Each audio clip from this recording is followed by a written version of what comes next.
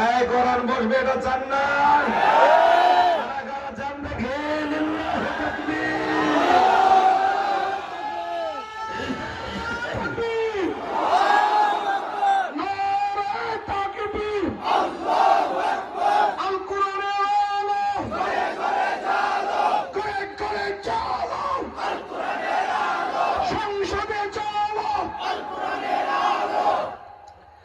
আলহামদুলিল্লাহ ভাই, অনেকে এই যে ছাত্রলীগের সাবেক এক সভাপতি ছিল, এখন বিএনপিতে যোগ দিয়েছে, ফজলুর রহমান।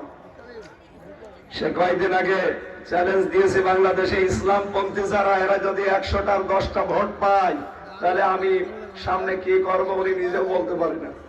আমরা সামনে এটা দেখিয়ে দিতে চাই, এদেশের ইসলাম পন্থী যারা 100টার 10টা না, 100টার 100টায় ভোটই পাবে তারা। আপনি টের পাচ্ছেন বাস্তবতা?